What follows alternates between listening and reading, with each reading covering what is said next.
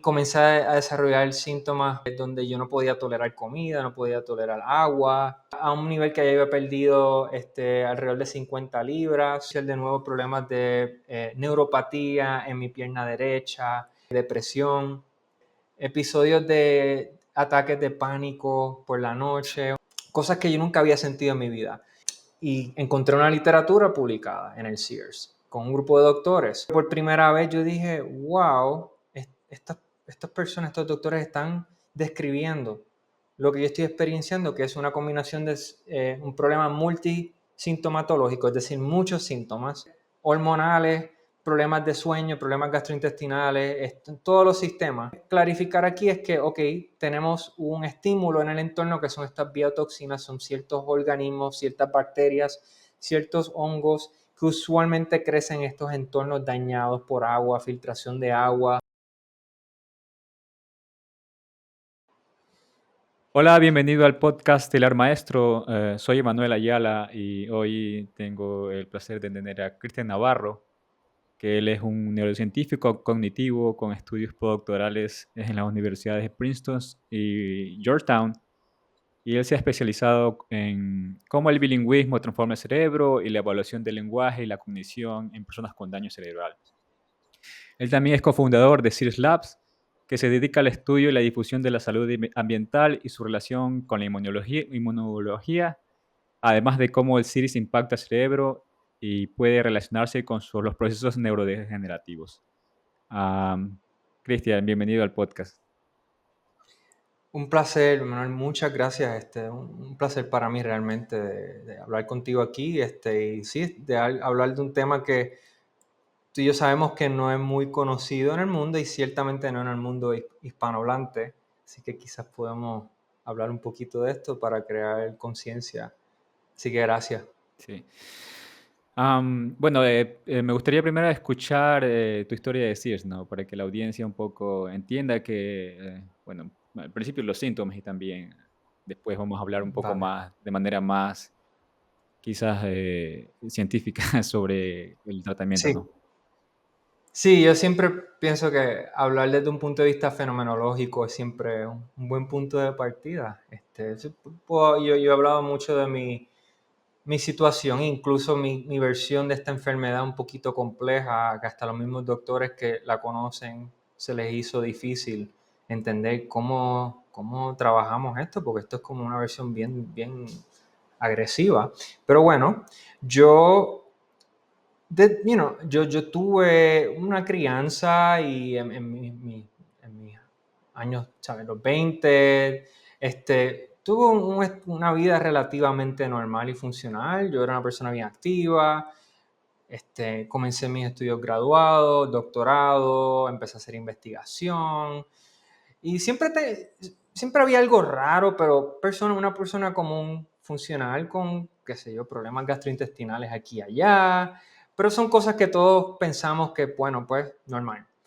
Eh, en el 2020, a principios del 2020, ya en el 2019 tuvo una secuencia un poco extraña. Bueno, voy a ir al 2019. En el 2019 comencé a tener unos episodios gastrointestinales bien agresivos. Me empecé a hacer muchas pruebas, me hice endoscopías, los doctores no veían nada. Y bueno, yo decía, bueno, no sé qué está pasando, pero me dio un episodio bien agresivo donde yo no podía tolerar comida, no podía tolerar agua, todo causaba problemas gastrointestinales bien agresivos. Comencé a Wow, desarrollar el unos agua. problemas como Nunca había escuchado del agua. sí, incluso agua, exacto. Comencé a desarrollar episodios como neuropáticos, como neuropatía periferal, lagrimeo en los ojos, que yo me recuerdo de eso y yo decía, ¿de dónde viene esto? Esto no tiene nada que ver con el intestino. Y en ese periodo descubrí con una doctora que tenía algo que se llama insuficiencia pancreática, es decir, mi páncreas no estaba produciendo estas enzimas digestivas que son necesarias para digerir la comida de manera adecuada. Yo tenía un problema de mala absorción de comida y eso era lo único que salió fuera de lo normal. Y entonces comencé un tratamiento de enzimas para reemplazar. Lo más raro de todo esto es que no había ningún daño estructural, era todo como funcional el problema. Que ya eso los tenía los doctores como que eso no tiene mucho sentido porque usualmente las personas que tienen esta condición van a tener un tumor o algo estructural sucediendo en ese órgano. Pero de todos modos comencé un tratamiento de enzimas digestivas y de repente fue como que, wow, caí en la normalidad de nuevo, me sentía muy bien y así estuve por un año donde dije, bueno, no pasa nada, a lo mejor tengo algo ahí pasando, que quién sabe cuál es el problema, pero no importa. Entonces, volvemos al 2020, tuve entonces, creo que fue en marzo, creo que fue la semana justo antes de que anunciaran la pandemia y el cierre yo estaba en la Universidad de California en Irvine, terminando mi doctorado y creo que fue la semana justo antes donde dijeron, mira, hay una crisis de COVID, tenemos que cerrar, donde yo me empecé a sentir bien raro y comencé a desarrollar síntomas que no puedo ni explicar muy bien, pero eran síntomas de emocionales, de depresión, cosas que yo nunca había sentido en mi vida. Ansiedad, bueno, una cosa de locos. Comencé a experienciar de nuevo problemas gastrointestinales, comencé a experienciar de nuevo problemas de neuropatía en mi pierna derecha, episodios de ataques de pánico por la noche, un montón de cosas bien raras. Y yo dije, bueno, tendré yo el COVID. Yo me hice pruebas de COVID todo ese año, el 2020, nunca di positivo. Eso era un periodo bien confuso para mí como persona, pero yo estaba deteriorando y comencé a desarrollar problemas de memoria. Y Wow. yo era un estudiante de doctorado, yo bien orgulloso que yo podía escribir, publicar, y ahora no puedo, se me hace difícil a veces articular palabras y estos problemas de memoria. Y decía, ¿qué rayos está sucediendo? Y bueno, eventualmente comencé a trabajar con doctores funcionales. Yo dije, bueno, los doctores tradicionales no me pueden ayudar, nadie sabe qué está sucediendo. Comencé a trabajar con psicólogos, pues dije, bueno, amor, tengo algo aquí emocional, terapeutas. Y con los terapeutas ellos me dijeron, Cristian, yo no sé qué tú tienes, pero no te puedo hacer ningún diagnóstico, yo te veo muy bien en términos clínicos. Sí veo que tienes estos problemas, pero es que no sé cómo dar aquí con qué. Y con los doctores funcionales comencé a hacer muchos tratamientos gastrointestinales, de productos herbales, cosas para el hígado, y como que ayudaban, pero era siempre recaía. Y así estuve, y eventualmente llegué a un punto donde uno de los doctores funcionales me dijo, Cristian, yo conozco esta condición que se llama síndrome de respuesta inflamatoria crónica, él lo dijo en inglés, que sería Chronic Inflammatory Response Syndrome. Las siglas en inglés serían SIRS, vamos a utilizar eso de ahora en adelante, el SIRS. Y él me dijo, Cristian, yo he escuchado de esta condición que le llamamos el SIRS, no la conozco muy bien, pero me parece que tú como que sueles ser un paciente de esto. Y ahí yo dije, ajá. Entonces yo empecé a hacer mucha investigación, esto fue en el 2021, y encontré una literatura publicada en el Sears con un grupo de doctores. Era una literatura muy pequeña, pero por primera vez yo dije, wow, estas personas, estos doctores están describiendo lo que yo estoy experienciando, que es una combinación de un problema multisintomatológico, es decir, muchos síntomas, multisistémicos, es decir, de diferentes hormonales, problemas de sueño, problemas gastrointestinales, todos los sistemas que no parecen tener un patrón claro, porque casi todo el cuerpo está fuera de rango y por primera vez tengo un marco médico y teórico que me está ayudando a entender qué es lo que está sucediendo. Y a finales del 2021 logré ponerme en contacto con un doctor que conocía la condición y por ahí fue que comenzó mi ruta como paciente. Ya en ese punto yo estaba a un nivel que ya había perdido alrededor de 50 libras, no sé cuánto es en kilogramos, pero yo, bueno, en libras yo pesaba como 150, bajé a 100, 95 libras. Llegué a un punto que comencé a desarrollar hipersensibilidad al entorno, es decir, yo entraba a un sitio, me daban todos estos síntomas, desde problemas cognitivos, hormonales, de energía. Bueno, llegué a un punto donde no podía ponerme ropa porque reaccionaba a la ropa, comidas, todo era como era como un trigger, es decir, era como algo que causaba algo en mi cuerpo, que se disparaba. Y todavía yo no entendía el SIRS de lleno en ese entonces, ya sabía que existía la condición, Pero sí, yo llegué a un punto bien extremo donde yo estaba viviendo en una burbuja, yo tenía como 8 purificadores de aire. Y bueno, en fin, para tratar de acortar un poco la historia, comencé a tratar el SEERS con un protocolo médico que se le conoce como el protocolo Shoemaker. Shoemaker es el apellido del doctor que descubrió la condición, el doctor Richie Shoemaker en los 90. Podemos hablar un poquito de la historia de eso si no, nos parece. Pues por primera vez comencé ese protocolo y yo dije, wow, por primera vez estos síntomas empezaron a como que a ir poquito a poco.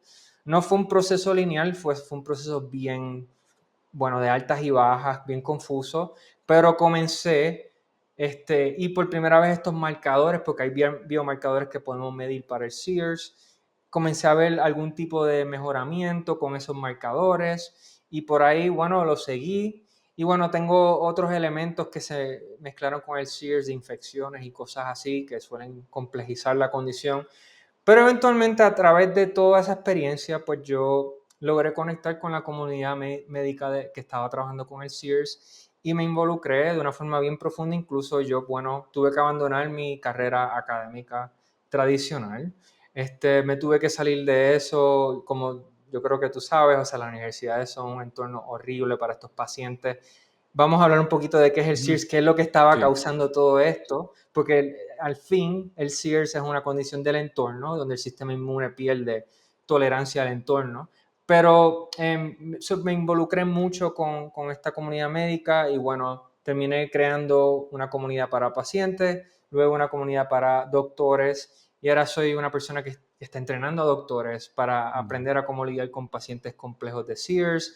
Estoy bien involucrado en la investigación, estamos empezando a publicar toda una serie de estudios para crear el perfil, para entonces nosotros poder movernos con el lado legal y político y médico, porque estamos trabajando en esas áreas donde estamos tratando de crear un código médico para el SEERS, porque sabemos que esto es algo que es bien abundante en la sociedad, pero muchos doctores no lo conocen, muchas personas no saben qué es esto.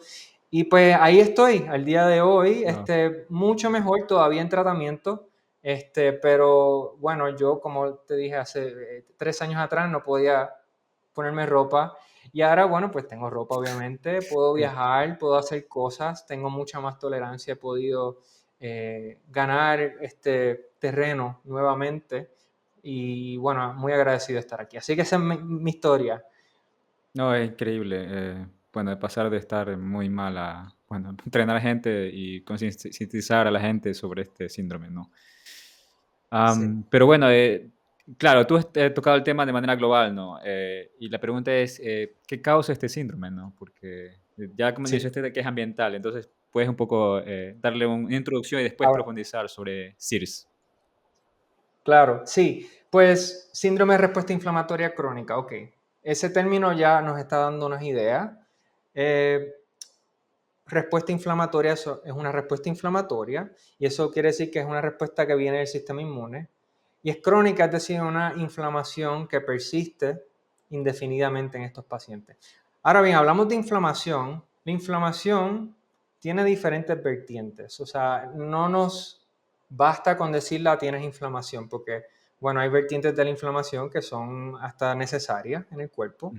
Es una manifestación de un cuerpo saludable cuando nos da un catarro, por ejemplo, ¿no? Tenemos una respuesta inflamatoria inicial, donde nos da fiebre, dolor en el cuerpo, ardor en la garganta. Eso es una respuesta inflamatoria, pero es una respuesta inflamatoria con un tiempo definido corto. Y esa respuesta inflamatoria que estoy describiendo viene de una parte del sistema inmune que se llama el sistema inmune innato. El sistema inmune innato es la parte del sistema inmune con la cual nosotros nacemos es lo que viene ya predefinido, es una vertiente del sistema inmune más arcaica, más Mm. sencilla, es la primera línea de defensa del sistema inmune. Cuando nosotros nos encontramos con eh, un antígeno, algo en el entorno, ya sea una bacteria, un virus, un organismo que pudiese ser un problema, una amenaza para el cuerpo, el sistema inmune innato va a estar ahí en la primera línea de defensa buscando y cuando entra en contacto, es decir, cuando respiramos particulados o comemos algo que puede ser bien problemático para el cuerpo, el sistema inmune innato causa estos síntomas como la fiebre, el dolor de cuerpo, y es la primera línea de defensa que está tratando de matar lo que sea que esté ahí. Es un tipo de ataque indiscriminado, es decir, que nos afecta a nosotros, ¿verdad? La fiebre, si no la regulamos, nos puede matar. Es algo que puede destruir nuestro propio tejido. Así que es una respuesta inflamatoria que se supone que sea corta y va a ser genérica. Luego lo que se supone que pase es que esta otra parte del sistema inmune, que se llama el sistema inmune adaptivo, es la parte más sofisticada, con mayor sabiduría, va a entrar y es como el detective que va a decir, ¿qué pasó aquí? Ah, ok, veo aquí hay una bacteria que no debe estar aquí. Vamos a crear un perfil, vamos a crear una memoria y vamos a taguear esta infección o este organismo o este particulado y lo vamos a eliminar del cuerpo. Entonces, ese es el baile entre estos dos lados del sistema inmune. Cuando un sistema inmune está funcionando de manera saludable, va a haber esta comunicación entre el sistema inmune innato que se va a activar inicialmente, luego él va a volver a su estado normal y el sistema inmune adaptivo entra y entonces crea todo este proceso de vamos a crear memoria y vamos a eliminar el organismo, los fragmentos, las toxinas producidas por este organismo. Ok, esto es bien importante porque esto nos va a ayudar a entender qué es el SIRS. El SIRS es una respuesta inflamatoria crónica del sistema inmune innato, donde el sistema inmune innato percibe o se encuentra con estas toxinas, vamos a llamarlas biotoxinas, de ciertos microorganismos del entorno, mayormente o frecuentemente encontrados en entornos interiores donde hay estructuras dañadas por agua o humedad, problemas de humedad, donde el cuerpo se encuentra con esto, el sistema inmune innato percibe, detecta estas toxinas que están en estos entornos y activa esta respuesta inflamatoria, pero el sistema inmune adaptivo no las ve. Es decir, la parte donde se supone que el sistema inmune adaptivo participa para entonces crear esa memoria para eliminarlo, no sucede, o si sucede, sucede de una forma ineficiente. Ahora bien, ¿por qué sucede esto? Creemos que hay una base genética, es decir, hay un porcentaje en la población que hay unos genes que vienen de, ¿cómo le llamamos esto en español? Son unos genes, voy a usar la abreviación HLA. En inglés eso significa Human Leukocyte Antigen, es decir, son unos genes en la estructura de nuestro DNA, en el cromosoma 6, donde estos genes son responsables por tener las instrucciones que les dicen al sistema inmune, mira, cuando tú te encuentres con estas cosas en el entorno, estos son los pasos a seguir para que puedas crear esa memoria y eliminarlo, ¿no? En nosotros, los pacientes de SIRS, tenemos unas variaciones genéticas en ese cromosoma 6, donde parece ser que tenemos deficiencias en recognición de antígenos asociados con estas toxinas. Es decir, que cuando respiramos estas toxinas, el sistema inmune tiene como una falla en la comunicación entre el sistema inmune innato y el sistema inmune adaptivo. Entonces lo que empieza a suceder es que estas toxinas crean esta respuesta inflamatoria que necesariamente no tiene resolución como en otras personas. Creemos que en los Estados Unidos es un 20 a 25% de la población que puede tener esta susceptibilidad genética. Realmente no sabemos fuera de ahí cuál pudiese ser la prevalencia en otros países, pero ciertamente no va a ser 0%.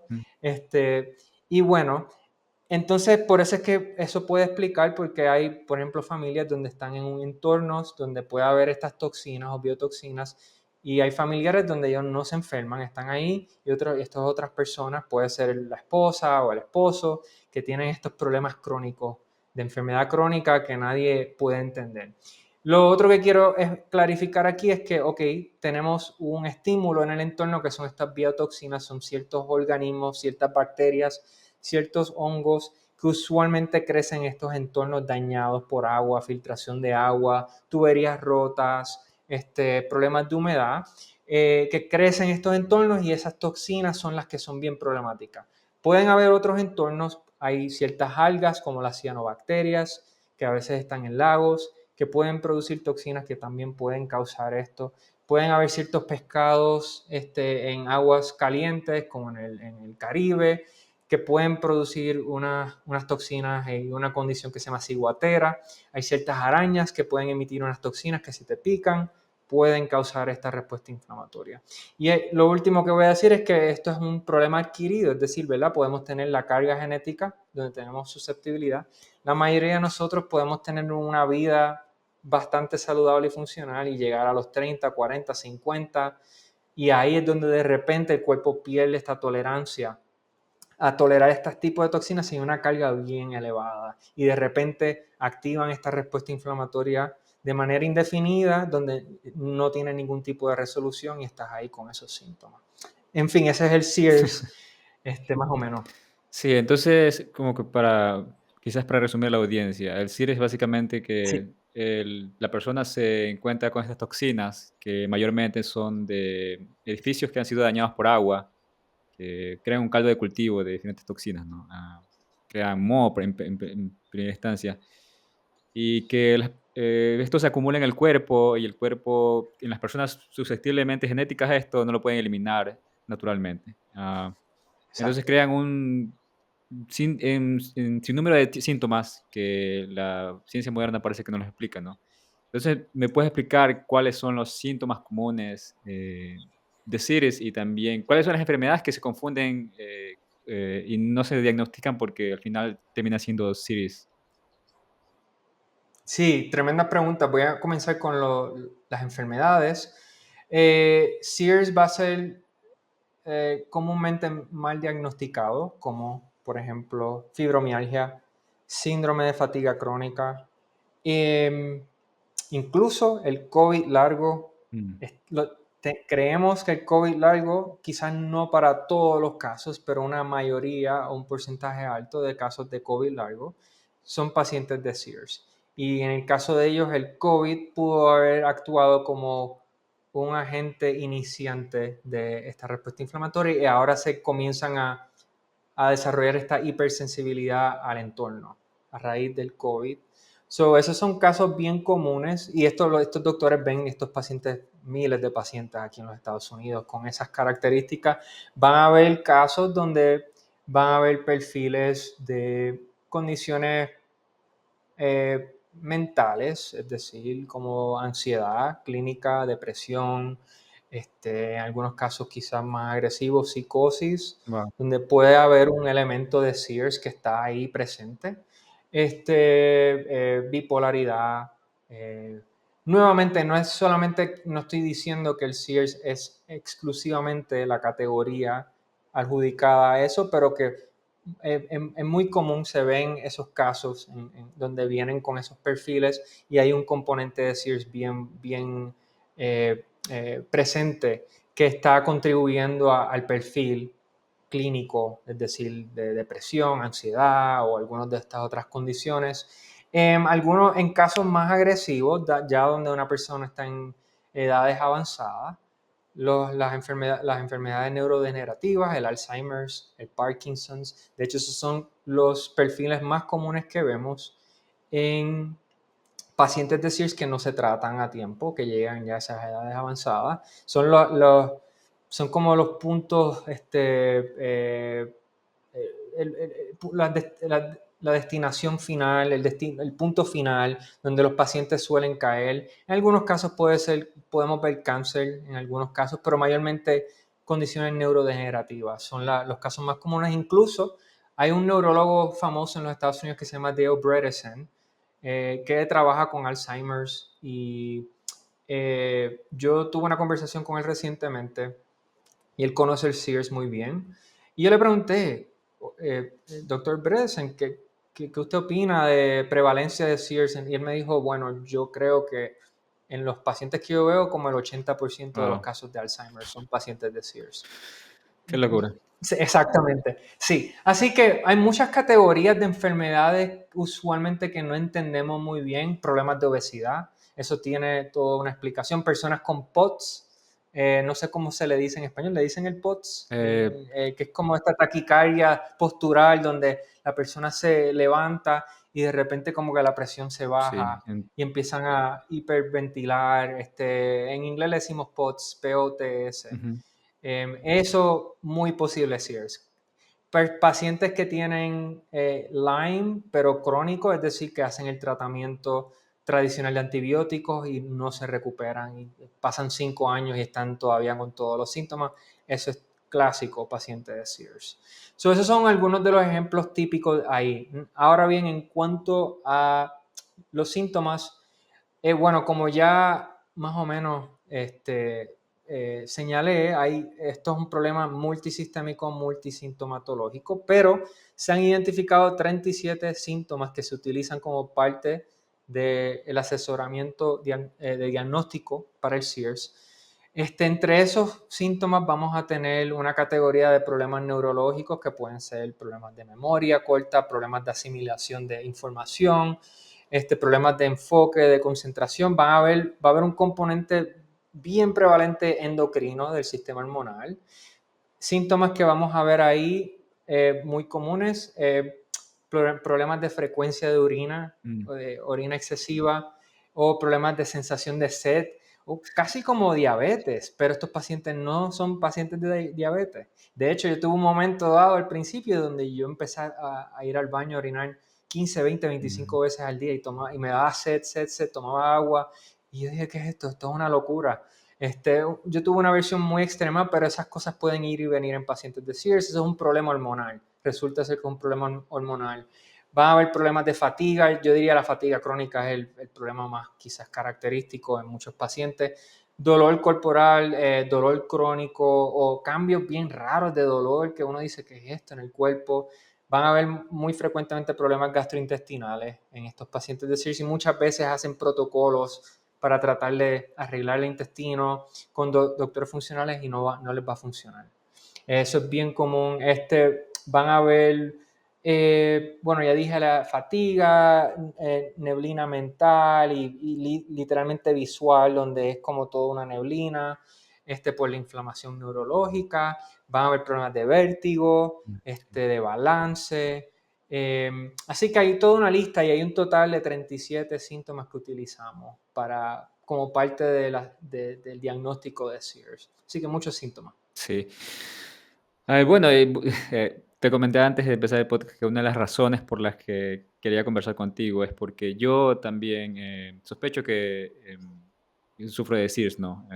Yo he sufrido de psoriasis y en los últimos años psoriasis artríticas, que especialmente se volvió agresiva cuando estuve en un departamento que tenía mucho moho, que no lo sabía en ese momento que era causado por moho, ¿no? Ujú. Y bueno, eso también me parece interesante porque mi diagnóstico es psoriasis artrítica, ¿no?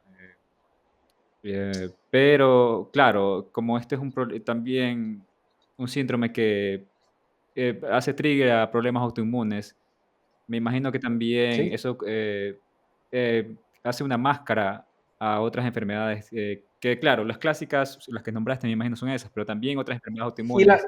y debía haber dicho que las condiciones autoinmunes caen en esa categoría. De hecho, debo decir, el celiac, el lupus, son categorías bien comunes en pacientes de SIRS. Hay otras categorías también. Debía haberme, gracias por señalar eso. Sí.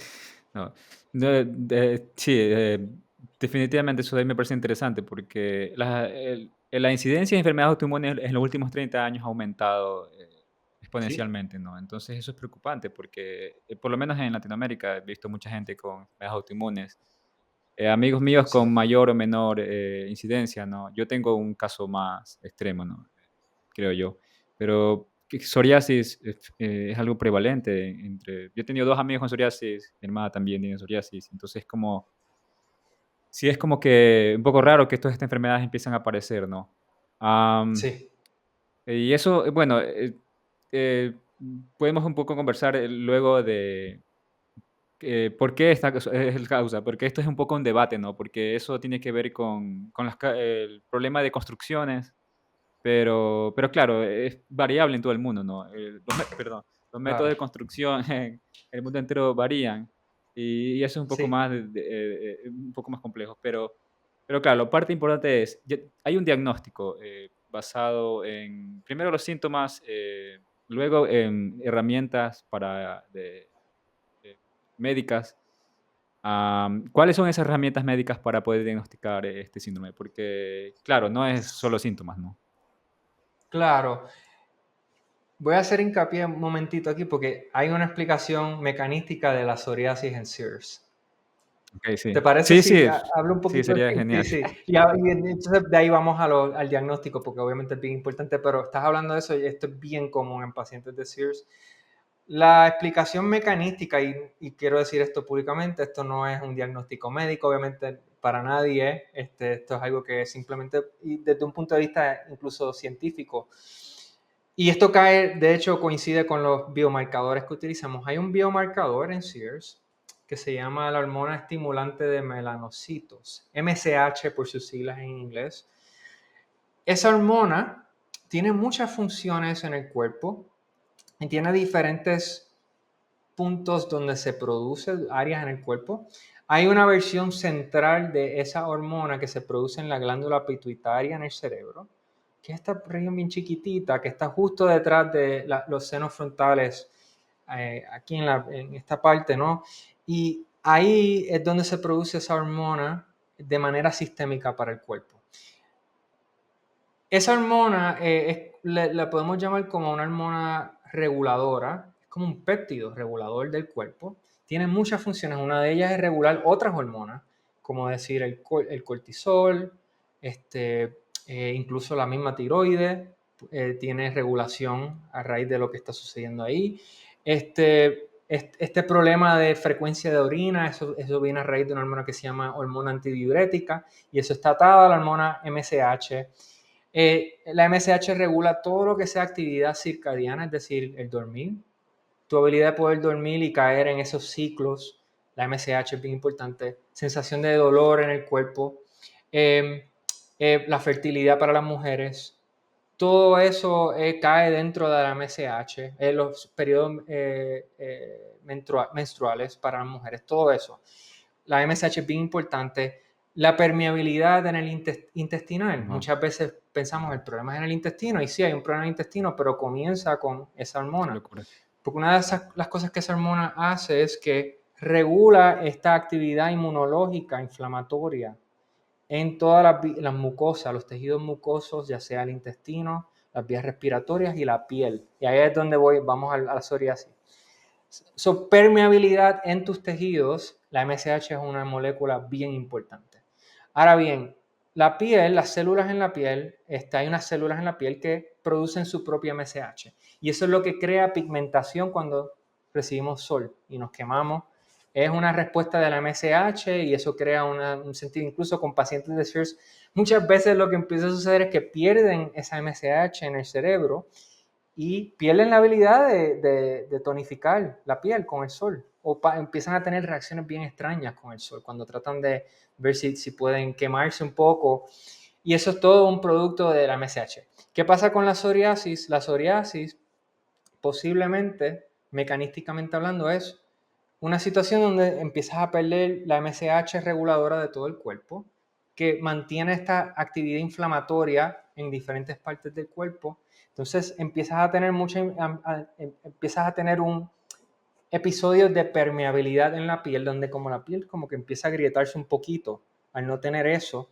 Entonces vas a ver actividad de otros marcadores que son proinflamatorios locales en la piel y se han identificado en el psoriasis y vamos a hablar de los biomarcadores Ujú. que están conectados con eso un momento, pero hay estos biomarcadores que son inflamatorios del sistema inmuninato que se activan y la MSH no está ahí para regular todo eso y ahí vienen los brotes de psoriasis. Entonces van a haber bacterias en la piel donde hay permeabilidad, empiezan a cruzarse Wow. y la psoriasis es como una respuesta a eso, básicamente. So, en SEERS lo vemos muchísimo, cuando hay mucha permeabilidad sistémica por esa deficiencia de la MSH. Y quería añadir eso para ti, ¿no? Porque creo que un poquito de validación de por qué me está pasando esto, Sí. ¿no?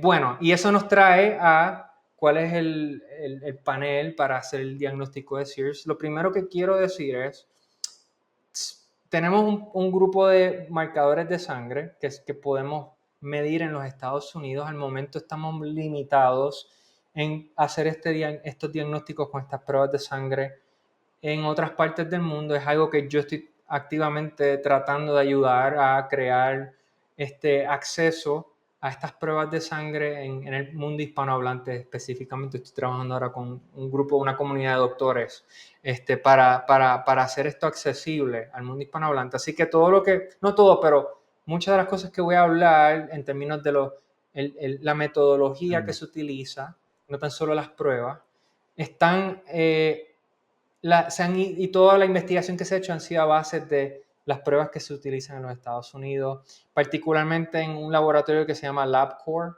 y es el laboratorio de referencia que se utiliza aquí. Ok, so tenemos número 1, síntomas, y ya mencioné 37 síntomas en totales, y esos 37 síntomas se agrupan en grupos más pequeños de categorías. Los pacientes de SIRS suelen tener por lo menos un síntoma positivo en al menos 6, creo que es un total de 12 grupos. En esos 37 dividimos eso en 12 grupos Creo que son 11, creo que sí. Sí, exacto, donde hay agrupaciones de síntomas. Si una persona da positivo a mínimo 6, en un síntoma en 6 de esos subgrupos, ya eso nos pone en un rango de probabilidad de 90% o mayor de que puedes ser paciente de SIRS. Por encima de eso tenemos una herramienta que se llama la prueba de contraste visual, y me parece que la Yo la hiciste, hice, ¿no? sí. Sí, de ¿La has hecho, hecho tú? Y no la no, pasaste. eso fue interesante, ¿no? Yo llegué de Ecuador, como te conté, que yo descubrí esto hace 3 meses, ¿no? Que yo había escuchado un poco Sí, sobre el SIRS hace el año pasado cuando estaba en exposición, pero es que hay tanta información que es tan difícil navegar la enfermedad y sí, he ido a tantos doctores y esto es algo común en los pacientes de SIRS, que hay un doctor que te dice una cosa y te ayuda en una cosa, pero al final uno tiene que ser básicamente el que tiene que buscar uno mismo cuál es la causa, ¿no? Pero bueno, yo el año pasado no lo investigué a profundidad, pero tenía la sospecha. Y yo seguí un grupo de gente que come dieta carnívora. Yo soy sensitivo igual a la dieta carnívora porque ya un punto en que, como el año pasado estuve en exposición en un departamento que tenía mucha humedad y moho visible en las paredes, eso creó más allá de síntomas de las cirrosis artríticas que tenían que ver con este clúster de síntomas, ¿no? Este grupo de síntomas sí, que ya tenía problemas de visión, tenía problemas de ansiedad terribles, o sea, llegó un punto que tenías ataques de pánico y dije, ok, algo está pasando. Yo relacionaba con problemas dentales, porque tenía problemas dentales en esa época, pero no, se me reguló todo. Tenía problemas de regulación del corporal, de frío, de calor, vértigo, y era como que, ok, esto de aquí ya es algo más, más allá de las cirrosis artríticas, es algo... Pero en esa época yo dije, bueno, quizás es un proceso inflamatorio muy grave. Y iba a los ya. doctores, tenía exámenes de sangre y decían, no, estás bien. Eso, bueno, eso entre otros síntomas, ¿no? Y claro, problemas de artríticos se exacerbaron, problemas de piel se exacerbaron. Y yo en esa época simplemente tenía demasiadas cosas que me estaban pasando en mi vida. Pero una de las cosas que pasó es que me mudé de lugar, ¿no? Sin embargo, los síntomas persistieron, a pesar de que me disminuyeron, persistieron, ¿no? Y este año viajé a Ecuador y cuando regresé, yo me sentía en Ecuador relativamente bien, todavía tenía síntomas, pero cuando regresé crashé, pero fue un mes que estuve, Mm, unas semanas que literalmente estaba en la cama y tenía dolor de articular, sí. problemas de ojos también, porque uveitis que causa SIRS, ¿no? Problema de... Sí, Van a entonces, haber problemas visuales, sí. Sí. problema de fatiga terrible, que era, era increíble, es como estar casi drogado. Yo sé que tú también has experimentado eso, ¿no? Y eso es uno de los síntomas clásicos de decir. Entonces yo, como estaba en estos grupos de dieta carnívora, yo sigo a Micaela Peterson y ella dijo, bueno, yo Ah, estoy sí. haciendo, sí, yo ya estoy haciendo este tratamiento de SIRS y ya puedo reintroducir comida. Y en ese momento todo hizo clic y dije, ok, acabo de regresar a Ecuador, estaba relativamente bien, vine acá y crashé. Y las cosas que pasaron fue que yo había puesto algunas cosas en el basement. Y yo cuando regresé fui al basement y saqué esas cosas, unos libros y unas cosas.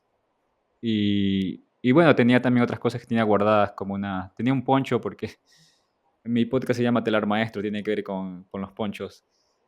Y todas estas cosas que son porosas, ¿no? Que al final alojan estas partículas biotoxinas, me hicieron crashear, ¿no? Y yo dije inmediatamente, hice la prueba visual, volviendo a la prueba visual, que es una de las pruebas de diagnóstico, y salí terrible. En- Sí, ok, y ahí es donde muchos pacientes comienzan. Y yo también pasé la prueba horrible, y para las personas que están escuchando, la prueba de contraste visual es una prueba desarrollada, que no sé si fue en los 50, alrededor de los 50-60 por el ejército estadounidense. Y es una prueba literalmente que está midiendo la habilidad de nosotros percibir contrastes de blanco y negro y líneas grisáceas, ¿no? De diferentes intensidades, y algunas de ellas son más difíciles de identificar. Pero el doctor Shoemaker descubrió que los pacientes de Sears hay ciertas variaciones de contraste que cuando nosotros tenemos el Sears activo no las podemos detectar. Y ahí es donde viene la prueba, muy útil. Y cuando entonces, si tú no pasaste la prueba y diste positivo a los síntomas que discutí, ya estamos hablando de un 95%, quizás 98% de probabilidad, nada más con esa herramienta. Y esas son herramientas que cualquier persona en cualquier parte del mundo pueden utilizar ahora mismo, ¿no? Hay una página que se llama survivingmode.com, hay otra página que se llama sí, esa vcstest.com es la que yo usé. y ya, y bueno, hay un poco de debate en la comunidad. Sí, lo que voy a decir es que la versión de Surviving Mode es la que se ha utilizado en los estudios publicados. Ok. Deben de ser más o menos equivalentes. Yo personalmente soy relativamente agnóstico a cuál versión. En fin, si una persona no, está mal, la realidad es que posiblemente vas a fallar las dos versiones. No importa que Sí. cuando uno esté mal. Solo quería hacer un Pero, poco en fin, hincapié porque yo, bueno, después de que sí. averigué esto de aquí, empecé a hacer, bueno, primero empecé a seguir el protocolo, limpiar, de tratar de salir de exposición, ¿no? Y luego tomé la prueba de nuevo y la pasé. Y yo creo que la pasé porque yo soy artista, ¿no? Entonces, los síntomas todavía están ahí, pero soy artista de profesión, así que probablemente para mí no es tan válida la prueba. Pero quería hacer hincapié esto porque yo conozco gente que tiene problemas autoinmunes y problemas similares, con síntomas similares, y le envié la prueba y le han hecho un poco, o sea, no, creo que hay un poco de escepticismo, creer que esta prueba visual online te va a determinar que tienes un síndrome raro, que el que tienes que hacer un protocolo increíble para poder curarte todos estos síntomas, ¿no? Pero yo lo que siempre le he aclarado a la gente que le he pasado la prueba es que esta es una prueba de contraste visual muy específica, no es prueba de astigmatismo ni miopía. No, exacto, exacto. Es bien específica y para referencia, el doctor Shoemaker publicó un estudio muy bueno. Yo diría que es la mejor publicación del Sears en el 2006 con un colega donde ellos, bueno, reclutaron o tenían acceso a un grupo de pacientes de Sears. Y voy a brincar un poquito aquí el tratamiento, porque existe un tratamiento que no lo hemos dicho, que corrige todas estas cosas de manera objetiva y subjetiva, Mm. que ayuda a normalizar al paciente.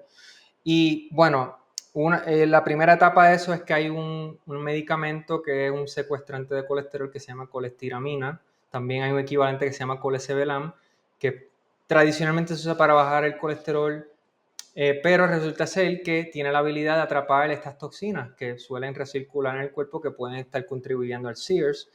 Y eso ayuda a la gente, muchos pacientes, en el caso tuyo, porque tú tienes esa destreza de artista visual, muchas veces esos pacientes a veces nunca fallan la prueba por eso, precisamente porque tienen esas destrezas. Eso es bien común.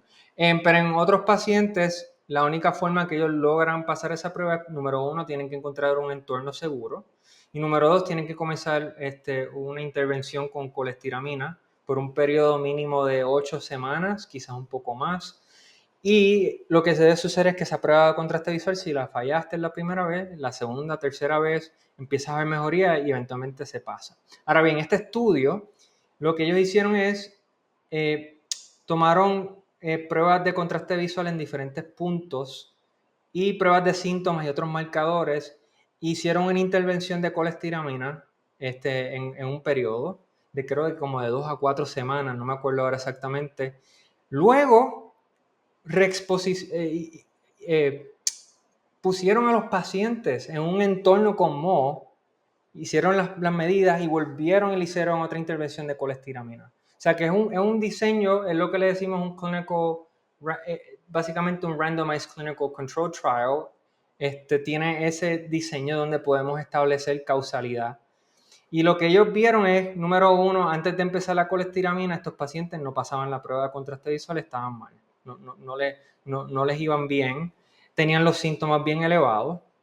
Hicieron la colestiramina, la prueba de contraste visual, mejoraron como grupo, los síntomas bajaron significativamente, nada más con 2 o 3 o 4 semanas.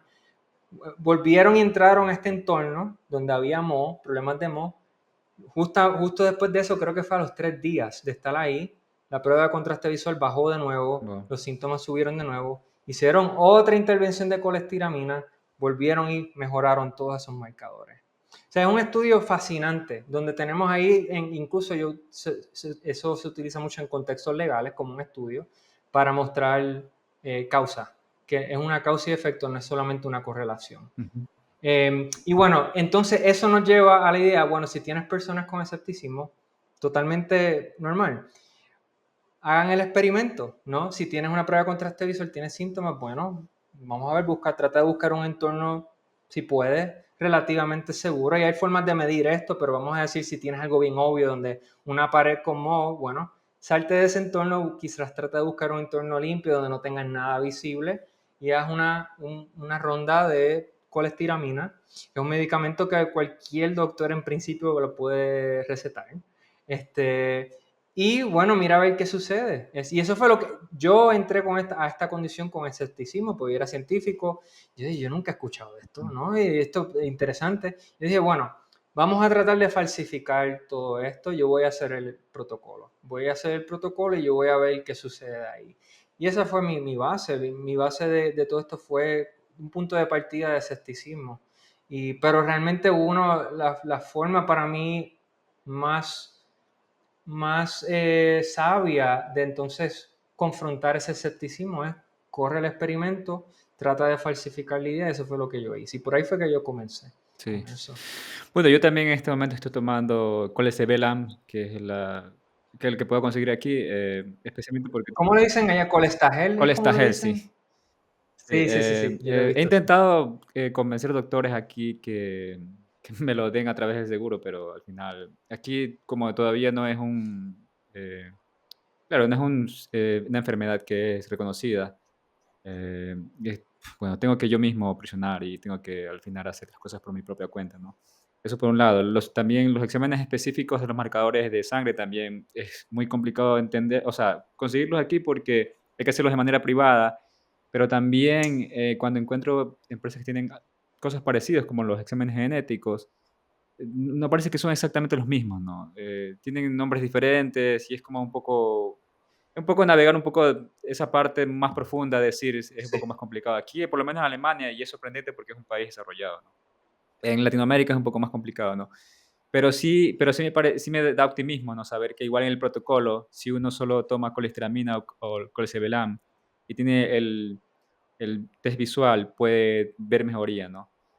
Algo que me parece sí. interesante es que yo hace 2 años tuve una experiencia en la Amazonía, que me fui con un chamán y él, bueno, entre otras cosas hice ayahuasca, ¿no? Y él dijo, tú tienes este problema de salud, yo te voy a curar, me dijo.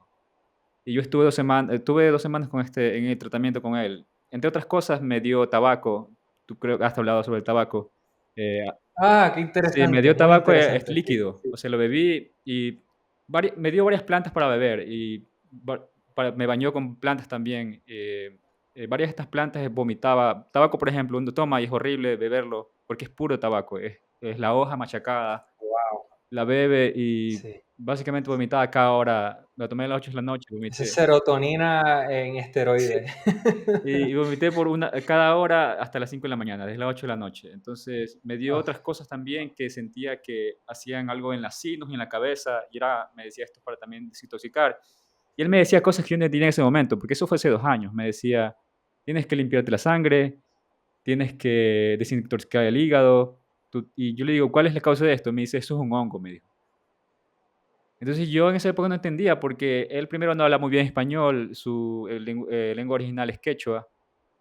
Y ah, ya, ya. entonces, era como que, hongos, ¿a qué te refieres con hongos? Pero el resultado fue que después de, estuve 2 semanas ahí y empecé a tener mejoría.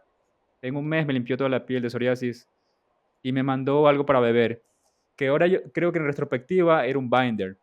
Y él me dijo, tienes que tomar esto por un año, tienes que tomar todos los días, 2 veces al día. Era una corteza de un árbol que se llama ayahuma, que es un árbol de Sudamérica, y que yo lo empecé a tomar y tuve mejoría, pero en el momento no lo sabía, ¿no? Pero claro, tomar binders, esto es algo adicional, ¿no? Que causa también, puede crear resurgimiento de la enfermedad, ¿no? Y eso me causaba a mí, me empezó a causar como problemas como que de cansancio y depresión. Y yo creo que era porque, eh, claro, estaba como que moviendo las toxinas en el cuerpo y bueno, regresé al departamento con Moe, entonces la historia ahí terminó, entonces yo dije, bueno, este chamán no sabe, pero en realidad parece que sabe mucho sobre esto. Eh, Qué interesante eso, me fascina. Y bueno, yo como científico tengo miles de preguntas en base a eso, pero yo sí, por ejemplo, bueno, hablaste de del tabaco, que ahí sí, está el elemento de nicotina. Y bueno, esto hay un poco de tabú con la nicotina. Yo tuve un periodo donde lo utilicé mucho, al día de hoy ya no estoy realmente utilizándolo. No siento la necesidad, pero un momento donde lo necesitaba. Y bueno, resulta ser que la nicotina tiene diferentes efectos que coinciden con regulación de algunos de estos mecanismos en el cuerpo que usualmente se desregulan en el Sears. Y eso es va, algo bien interesante. Y de hecho, una de las, no sé en el formato líquido, pero por lo menos en el formato respiratorio, sí hay estudios de animales donde la nicotina tiene un efecto de estimular la producción de cosas como la MSH, que la hablamos ya de ella, ¿no? Incluso, voy a hablar un poquito de mi mamá que tiene también Sears. Yo me acuerdo porque yo sé que ella se enfermó cuando era bien joven y yo, entonces, un periodo donde ella fumaba y ella después dejó de fumar y yo le pregunté a mamá, eh, yo le preguntaba a mamá, ¿qué tú hiciste para salirte de todo eso? Porque una vez ya yo entendí que ella posiblemente tuvo un episodio de Sears y yo le empecé a hacer preguntas, ¿qué tú hiciste en aquel entonces? Porque esto era en los 80, antes de yo nacer, antes de que el Sears no se conocía. Y ella hizo muchas cosas, hizo vitamina C, mucho sol, que el sol estimula la MSH, de hecho. Y una cosa que ella comenzó a hacer es a fumar cigarrillo, y esto no lo estoy diciendo para decir que no deben de fumar cigarrillo porque hay otros problemas de salud. No hay que tomarlo con pinzas, de que hay otros problemas de salud que uno pues tiene que tener mucho cuidado. Pero en el caso de ella me decía que siempre eso le calmaba muchos de estos síntomas. wow, Y yo, bueno, para mí, el mecanismo más probable desde un punto de vista científico es la estimulación de MSH, ¿no? increíble. Así que sí, es bien interesante cómo estos tratamientos y estas diferentes hierbas pueden tener estos efectos bien equivalentes a algunas de las cosas que se hacen en el tratamiento de Sears más médico, en regular algunos de estos marcadores proinflamatorios, estas hormonas neuroreguladoras y que calman el sistema inmune y lo vuelven y lo traen en regulación. Pueden haber algunos componentes, de hecho la colestiramina es una resina que viene de un árbol, ese es el ingrediente básico.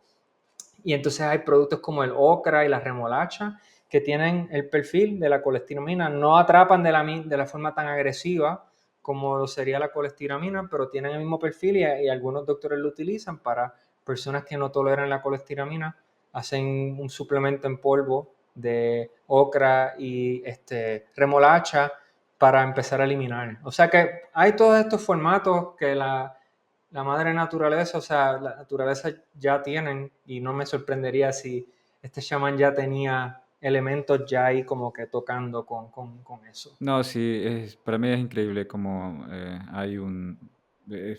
tienen conocimiento, yo creo que tienen conocimiento muy sofisticado de las enfermedades. Sí, Y hay algo también que me parece interesante que tú has investigado, ¿no? Que es el cambios neurológicos y cambios genéticos, ¿no? Y una de las cosas que yo te quería preguntar y también hablar es que yo he hablado con chamanes y ellos hablan mucho de un concepto que se llama susto, que básicamente se podría traducir como trauma. Y ellos lo consideran que Ujú. cuando tú tienes una enfermedad o un problema físico, ellos no solo tratan la enfermedad, también tratan el susto, porque para ellos el componente de una enfermedad es doble. Entonces yo sé que tú has investigado primero sobre este, este Gini, que el Gini puedes ver inclusive cómo cambian estas expresiones genéticas de traumas, y ellos, los chamanes, es lo que básicamente tratan de apagar, creo yo, y también tratan los síntomas físicos, ¿no? Ujú. Sí, hay, entonces en ese renglón hay dos herramientas o dos pruebas que tenemos, y una de ellas la tenemos disponible a nivel mundial. Eh, Está la prueba Gini que mencionaste, que son en los Estados Unidos, y es una prueba que se ha desarrollado en base a datos y estudios de Sears, que mide actividad genética, ¿no? Porque los genes, bueno, no es solamente si tenemos genes, es cómo esos genes se expresan, es un aspecto epigenético, ¿no? Y eso es algo ahora que yo creo que la medicina está empezando a apreciar, a entender mejor. Y resulta ser que el Sears tiene unos patrones de expresión genética que podemos medir, que solemos ver en pacientes que no han sido tratados con el protocolo de Sears, del Dr. Shoemaker.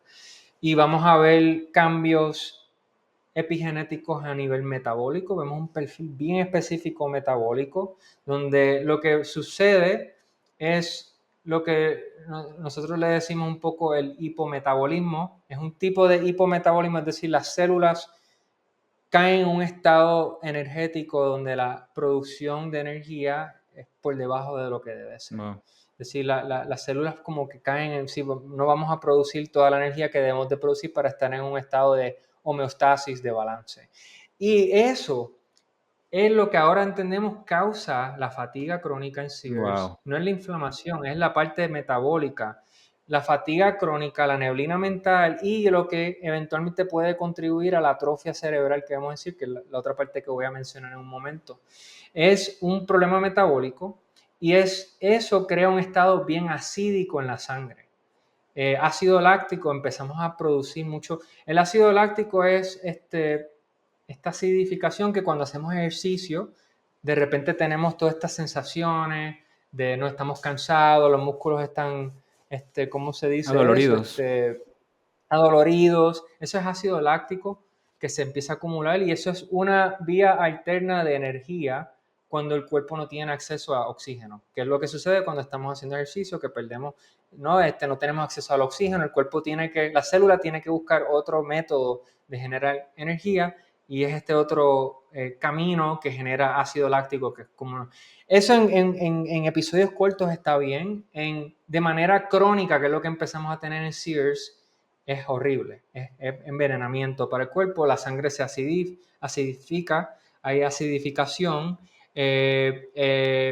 y bueno, empiezan a entrar todos estos síntomas, y eso lo podemos medir con esta prueba Gini. Hay problemas de coagulación que son sumamente, profundamente Sears.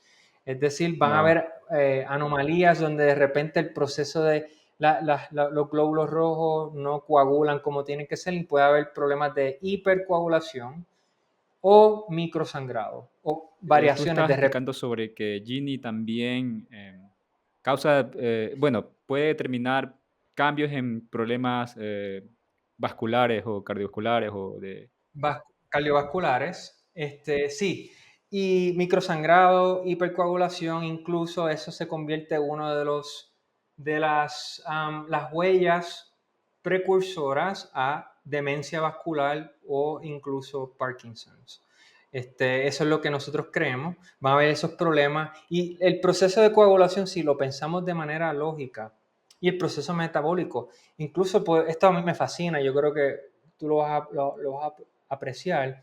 Todos estos cambios son como comportamientos adaptivos, porque el cuerpo percibe la toxina como una infección. Y ese es el problema del sistema inmune de nosotros, es como que ve la toxina, no necesariamente el organismo percibe que hay una infección, porque la toxina una extensión de la bacteria o del hongo. Y esa toxina, de hecho, el sistema inmune, al no tener la habilidad de eliminar, empieza a hacer todos estos cambios en el cuerpo, estos comportamientos. La parte metabólica vamos a desacelerar la actividad metabólica para parar el proceso de expansión de esta infección en el cuerpo. Eso es un mecanismo adaptivo en ese sentido, que protege a la célula. O sea que el Porque al cuerpo tú como que entra en hibernación. Wow. sí, exacto. Porque lo que no quiere es que lo que sea que está entrando a la célula, que la célula está detectando, que se distribuya en otras células. Y una de las formas de hacer eso es, vamos a bajar las revoluciones metabólicas. Y eso disminuye el proceso de cuán rápido una infección puede distribuirse en células. O sea que ese proceso metabólico que vemos en Sears es totalmente lógico en ese Wow. contexto. Es mal adaptivo a largo plazo. En el momento es muy adaptivo. Lo mismo con los problemas de coagulación. Cuando uno tiene una cortada en la piel, bueno, ¿qué es lo que el cuerpo hace para tratar de prevenir una infección? Es mucha hipercoagulación, ¿no? Y ahí es donde tenemos esa respuesta en el tejido. Es el mismo proceso, pero imagínate eso sucediendo en todo el cuerpo. En versiones microscópicas o microcósmicas, vamos a decir, Ujú. quizás no al nivel de una cortada, pero esos mismos mecanismos están funcionando en el cerebro, en diferentes partes del cuerpo, porque el cuerpo ha entrado en un estado de alerta, que no es el típico que solemos tener cuando estamos funcionando de manera saludable. Ahora bien, está eso, lo otro que podemos ahora empezar a determinar es qué tipo de toxina o biotoxina pudiese estar causando este desequilibrio inmunológico en el SEERS, y vemos patrones en el Gini que podemos correlacionar con hongos, si hay hongos en el entorno que pudiesen estar causando esa disfunción inmunológica, pero ahora sabemos también que hay unas bacterias que crecen en esos entornos. Una de ellas se llaman las actinobacterias. De hecho, la mayoría de los pacientes suelen mostrar inmunoreactividad a las actinobacterias, es decir, un 40-44%, yo pienso que puede ser hasta el 60% de los pacientes de SEERS, que crecen en estos mismos entornos donde vemos hongos que parecen estar contribuyendo al SEERS. Y podemos medir eso con el Gini, podemos entonces también medir marcadores que están conectados con ansiedad, y por Wow. eso para conectarlo con lo que estabas diciendo. Hay un marcador que no es solamente exclusivo al SEERS, es un marcador que se ha estudiado muy bien, que cuando se ve sobreactivado, vas a ver muchos problemas de regulación emocional, ya puede ser este síndrome de estrés postraumático, pensamientos suicidas, ese tipo de cosas. Muchos pacientes de CIRS vamos a ver actividad por encima de lo normal en Qué ese tipo de locura. gen. Sí que hay un montón de otros marcadores, pero esos son algunos de ellos que podemos medir con el Gini. Pero es una locura porque Este, pues, parece un ataque a todos los sí, sistemas, ¿no? Bueno, primero que es complicado, ¿no? Porque es difícil de diagnosticar, pero segundo, a mí me parece interesante desde el punto de vista evolutivo, ¿no? ¿Por qué primero alguien tiene un 25% de la población, al menos en Estados Unidos, ¿no? Quizás en el mundo entero también, ¿no? Uno de cada cuatro tiene este cambio genético. ¿Cuál es el beneficio evolutivo de no poder eliminar una toxina? Bueno, no estoy seguro. yo pienso, esa es una pregunta excelente. Yo personalmente pienso, y no solamente yo, y de hecho cuando uno mira un poco la literatura con los HLA, con los genes HLA, de hecho hay unas variantes de HLA que son variantes de SEERS que hubo unos estudios que se hicieron con la peste bubónica, cuando hubo ese brote, donde miraron cuáles son los genes que fueron los más probables a sobrevivir la peste bubónica, y había un grupo, uno de los, no todos, pero había un grupo pequeño de genes que caen en el renglón de SEERS. Yo pienso que estos genes HLA, que han sido asociados con susceptibilidad a SEERS, son los genes que crean un perfil no solamente humano, esto también es a nivel de los mamíferos, como especie de mamíferos realmente que está presente. Crea un perfil donde va a haber una hipersensibilidad al entorno, a lo que pudiesen ser amenazas en el entorno, que pudiesen ser fatales, mortales para personas. No van a estar las personas que no tienen esa habilidad, Wow. el sistema inmune no está calibrada de una forma donde se van a comer la planta o el hongo que los puede matar, y entonces van a estar las personas como nosotros, donde por esta hipersensibilidad podemos entender de antemano, prevenir una situación sumamente peligrosa de cosas en el entorno de origen Una microbiológico, especie de ¿no? De quinto microorganismos. Yo sentido. creo que esa es la adaptación. Sí. No, y es eso porque cuando a mí se me activó el Sears, de repente pasaba por esta calle donde había un edificio viejo, rápido los síntomas, ¿no? Y eso es un tipo de amenaza para el cuerpo, para el sistema inmunológico. Y de hecho, hay una categoría de toxinas que se llaman endotoxinas, que vienen de bacterias que crecen en alcantarillados y en tuberías donde hay aguas negras. Y eso es, ahora sabemos que eso es uno de los entornos más peligrosos para el Sears. Hay toda una literatura con endotoxinas fuera del Sears, donde incluso inyectamos cantidades diminutas en la sangre de endotoxinas con personas saludables y vas a ver síntomas de depresión y de ansiedad Wow. inmediatamente. Hay todos estos mecanismos de defensa del cuerpo que han evolucionado para protegernos de ciertas toxinas que están asociadas con ciertos organismos que pueden ser fatales. Y yo creo que de ahí viene todo eso. Entonces, estas variaciones HLA asociadas con SHIRS es una de las posibles soluciones darwinianas evolutivas a tratar de evadir ese tipo de situación que pudiese ser fatal. Para prevenir, sí, situaciones donde las personas pueden morirse porque las endotoxinas, por ejemplo, la salmonela produce endotoxinas. Y una salmonela, ¿no? Puede convertirse en un envenenamiento que pudiese matar a alguien. Increíble. Y las endotoxinas es una de esas biotoxinas que disparan esa señal. So, yo creo que por ahí viene eso, Sí. esa parte. Sí, y bueno, ya empezaste a tocar un poco este punto, ¿no? Pero este es el elefante en el cuarto. No sé si en español se dice elefante en el cuarto. Me imagino que hay otro refrán, pero bueno, ese es en inglés. Sí. Pero hemos hablado de que el paso número uno es salir de exposición. Y este es esta es la parte que es kafkiana, ¿no? Porque para mí ha sido, o sea, La parte. todavía estoy tratando de entender cómo tomar decisiones esto y me imagino que para muchas personas, y lo que he leído en foros, es un proceso que toma quizás años, ¿no? ¿Me puedes comentar Sí. cómo alguien puede empezar a salir de exposición bueno, un poco también de tu experiencia, ¿no? De hipersensibilidad. Sí, eso es algo, no es, ¿qué es lo que cuenta como exposición? Va a variar un poco de paciente a paciente. Van a haber unos parámetros que todos tenemos, pero van a haber pacientes bien hipersensibles porque han perdido tanta tolerancia, el cuerpo no tiene los recursos y entonces reaccionan a cualquier cosa en el entorno, ¿no? Y yo caería en ese renglón. Yo soy uno de esos pacientes. Y yo a medida que fui mejorando me di cuenta que habían ciertos niveles de exposición que yo digo, no, eso debe estar ahí, no pasa nada.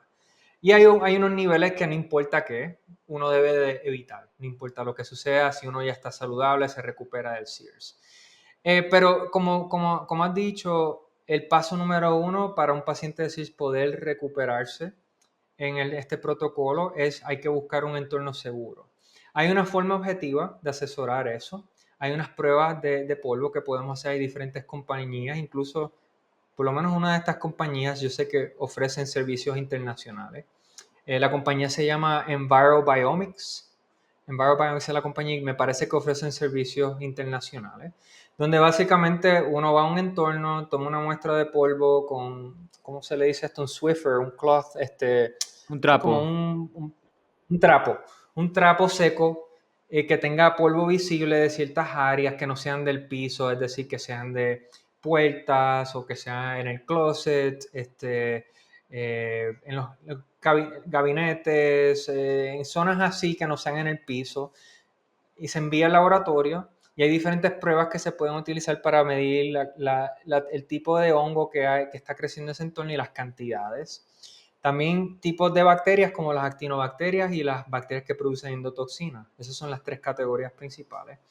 Y ahí hay toda una serie de marcadores de cuán elevados, qué tipo de organismos y cuán elevados están. Y hay incluso unos índices estandarizados para el hongo. Hay una prueba que se llama la prueba ERMI, y eso fue desarrollado por un investigador que trabaja para el gobierno en los Estados Unidos. Él tiene toda una serie de publicaciones que creó este índice de ERMI que nos dice cuál es la probabilidad de que este entorno tenga problemas de salud, es decir, un entorno enfermizo.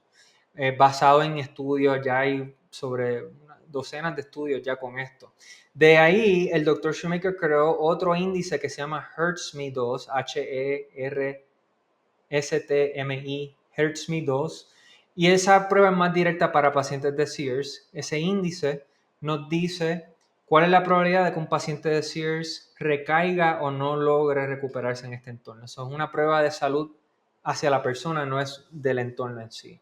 Y eso se calcula a raíz de la prueba de hongo con el ERMI y viene incluido ya. Yo creo que eso siempre es un buen punto de partida de manera objetiva para ver, no te va a decir dónde hay problemas, si hay un problema en el entorno, pero sí te va a dar un índice general de este sitio es seguro para mí.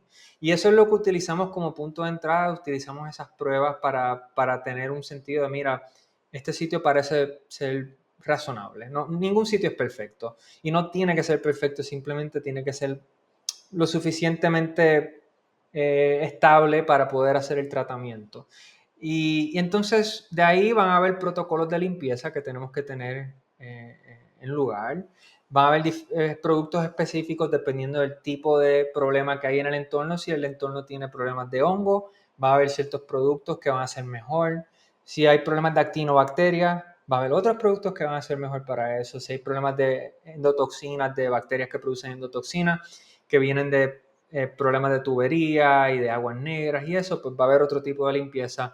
Hay un purificador que es increíble que vivimos en este momento histórico donde tenemos acceso a toda esta. Hay una compañía que se llama Air Oasis o Air Oasis, que tiene un purificador que se llama iAdapt Air y esa compañía se han tomado la molestia de desarrollar un purificador diseñado básicamente para pacientes de SEERS.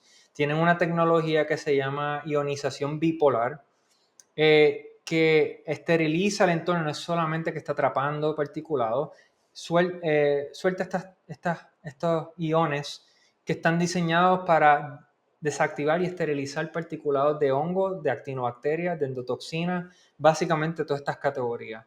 Y nosotros lo utilizamos muchísimo con pacientes. Yo tengo aquí 2 unidades, yo traté muchos purificadores.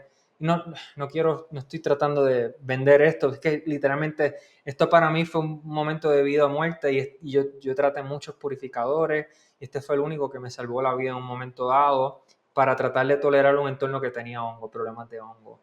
Entonces esas son algunas de las herramientas que utilizamos para tratar de domesticar el entorno, esterilizarlo un poco y permitir que el sistema inmune baje revoluciones y es cálmate, cálmate, no pasa nada.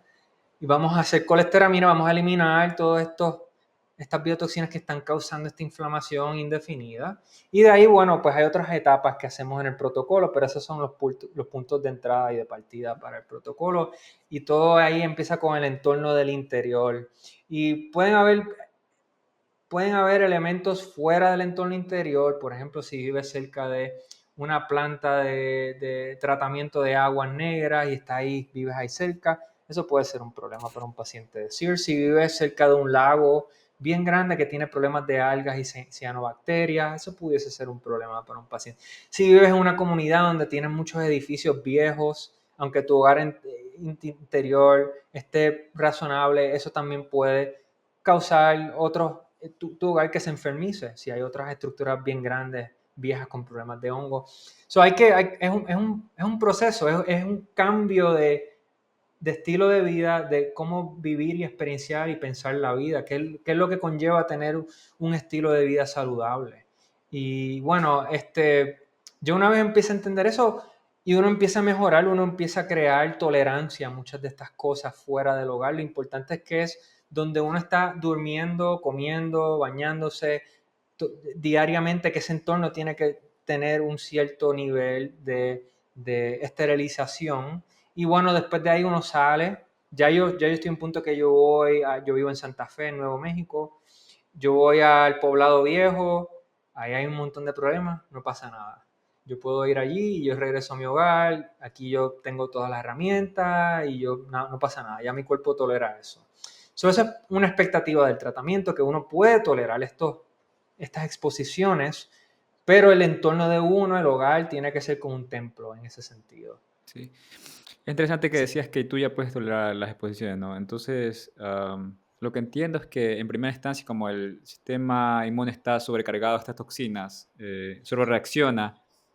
Lo que yo no entiendo muy bien es si este reaccionamiento es simplemente por las toxinas o porque el sistema ya aprendió a sobrereaccionar y está en un loop o un bucle de Sí. sobrereacción que al final también, porque entiendo que también hay otros métodos de la mente o emocionales que la gente utiliza para calmar el sistema inmune o el reaccionamiento Ujú, del cuerpo, ¿no? ujú. Entonces, no sé si puedes comentar un poco sobre eso también. Claro, no, tremenda pregunta.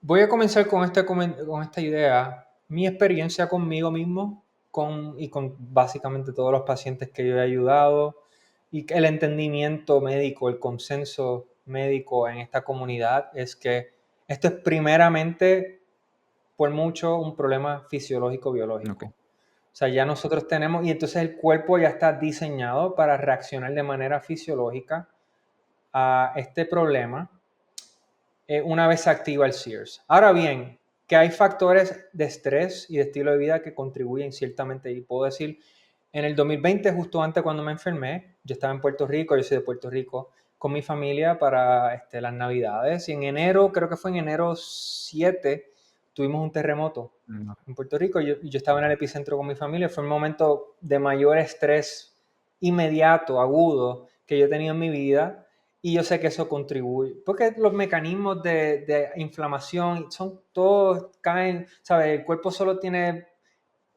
X maneras de comunicar estrés, ya sea por toxinas, por situaciones circunstanciales, por lo que sea, comida, todo va por las mismas rutas en el cuerpo. Eso contribuye, pero lo que a los pacientes de SEARS tenemos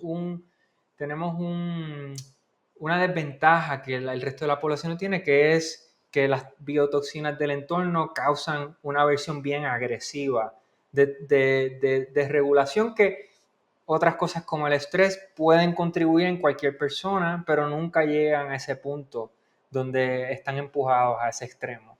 Lo otro que necesito aclarar aquí es que una de las razones por la cual el SEAR se activa, quizás es la razón principal, es porque estas hormonas reguladoras las perdemos. La MSH la empezamos a perder y esas hormonas son las que mantienen el sistema inmune en balance. Entonces, nosotros fatigamos eso y eso es algo que no vas a ver en pacientes sin SEARS o personas saludables. Ellos nunca realmente se les hace bien difícil extinguir la producción de estas hormonas reguladoras como la MSH y la otra es el péptido vasoactivo intestinal o VIP, por sus siglas en inglés. Son hormonas reguladoras y nosotros las desgastamos. Y cuando ya el cuerpo pierde eso, dice, no tengo cómo mantenerte con todo esto que estás viendo. Y ahí es donde el SEAR suele entrar. Es algo bien diferente fisiológico que separa a un paciente de SEARS que no sí está atado con aspectos emocionales porque van a haber factores contribuyentes, pero todo eso es como que en la jerarquía es lo que realmente ujú. está empujando un cuerpo. Va a haber ese elemento fisiológico y una vez ya el cuerpo entonces pierde todos esos recursos, se activa el SEARS, ahora sí hay, como estabas diciendo, este círculo Ujú, vicioso, ¿no? Incluso lo que vas a ver con pacientes de SEARS es sí, los vas a remover del entorno, pero con eso nada más no es suficiente. Eh, Muchas veces la inflamación se queda indefinidamente, no hay resolución. Ahí es donde la colesteramina tiene que entrar para eliminar lo que sea que esté recirculando en el cuerpo que todavía está causando eso. Pero incluso hay muchos pacientes donde eso no va a ser suficiente, que eso quizás los pone 30% mejor. Tienen que hacer otros pasos en el protocolo que son bien fisiológicos. Y hay un último paso en el protocolo Shoemaker, que es el péptido vasoactivo intestinal. Es un péptido que está aprobado por el FDA aquí en los Estados Unidos. De hecho, se está estudiando mucho para el COVID. Hay mucho interés ahí en eso. El doctor Shoemaker encontró que ese péptido vasoactivo, cuando se administra de manera intranasal, eh, normaliza, es como una cura mágica. Normaliza, es como resetea, es un reset al sistema inmune. Y un poquito quizás con eso de la memoria, es como si el sistema wow, inmune pierde la increíble. memoria de lo que... Y entonces ver los marcadores epigenéticos se normalizan, La atrofia, si hay atrofia cerebral, que no hemos hablado de eso y eso para mí es bien importante, vemos atrofia cerebral en Sears y el péptido vasoactivo intestinal, el cerebro empieza a crecer de nuevo a los niveles normales. Es una cosa, es un milagro. Y bueno, yo he pasado por ese proceso, yo hice casi un año del péptido y para mí eso fue un momento donde, wow, ¿qué está pasando aquí? Es bien mágico ese péptido vasoactivo y parte del proceso es como borrar memoria de lo que está pasando Increíble. desde que el SEAR se activó y caer en un punto previo. O sea, entonces para como So, recapitular un poco, primero el primer paso, que es uno de los más importantes, es salir de exposición y crear un santuario en los espacios que uno habita comúnmente, donde esté lo más claro. limpio posible. Luego empezar a tomar la colestiramina para poder eliminar estas toxinas. Hay otros pasos intermedios que sí que son 12 pasos de Shoemaker Protocol para regular todos estos marcadores de hormonales, de, sanguíneos, de los vasos sanguíneos. Y finalmente, cuando ya todo está regulado, el VIP es básicamente como que resetear el sistema inmune para que ya no vuelva a sobrereaccionar, a pesar de que ya los marcadores están regulados. Eh, Exacto. Y siempre hay una predisposición, o sea, puede haber un relapso, pero se requiere mucho más para que una persona caiga en relapso, o sea, después del tratamiento. O sea, uno tiene que entrar en situaciones bien difíciles, le toma el tiempo al cuerpo y una vez, vamos a decir que uno está viajando a un hotel. Estás viajando en un hotel y el hotel resulta ser un sitio muy problemático y bueno, tienes una recaída porque estuviste ahí 3, 4 días y no tuviste otra opción. Tan pronto un paciente de CIRS que ha sido tratado, tan pronto ese paciente se sale de ese entorno, ya en 24 horas el mismo cuerpo solo empieza a volver a normalidad. Entonces a veces los pacientes, bueno, vamos a hacer una dosis corta de colestiramina, vamos a hacer un poquito del péptido vasoactivo intestinal, vamos a resetear y a veces pues requiere unos días, lo que sea, pero por lo general el paciente recae y uno vuelve de nuevo a alta funcionalidad. Ese es el perfil. Yo lo pienso un poquito como el paciente de diabetes que necesita la inyección de insulina, ¿no? Uno viaja con estas cosas, nuestra inyección de insulina, y si pasa algo bien extremo, pues tenemos eso y el cuerpo vuelve y se renormaliza. sí.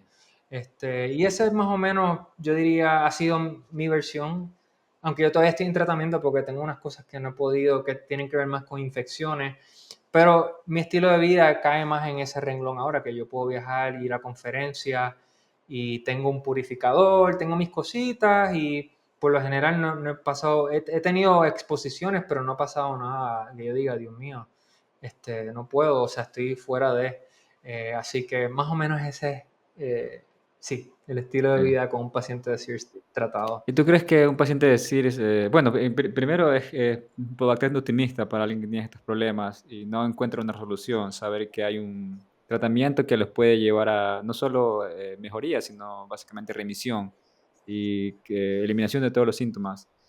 Am, pero la pregunta es, esto es un poco más a largo plazo, ¿no? Luego ya los marcadores biológicos y de sangre y todos los síntomas se han regularizado, ¿es posible dejar de depender de estos, de evitar la exposición, por ejemplo, estar con un purificador de aire o de evitar tener colestramina? ¿O esto es parte de, como tú comentaste, de la vida diaria? Yo creo que hay un elemento de esto que es preventivo, que es decir, los pacientes aprenden a incorporar estas cosas como parte de su rutina, limpiar de una cierta forma, tener un purificador de manera preventiva porque mira, esta es la realidad. En el mundo moderno vivimos un mundo, y también en el mundo antiguo, nosotros evolucionamos un mundo increíblemente hostil, ¿no? Por naturaleza.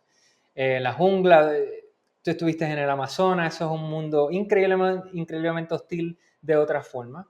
El mundo moderno, urbano, tiene otro tipo de hostilidad, pero es el tipo de hostilidad que está causando este tipo de enfermedad, ¿no? En los Estados Unidos, el 50% de los hogares están estimados a tener un problema de intrusión de agua. En edificios públicos la prevalencia se estima que es 85% de Wow, edificios en los Estados Unidos. locura. Estas son estadísticas del gobierno de Estados Unidos. O sea que vamos a estar encontrándonos con estos entornos más a menudo, más frecuente que no.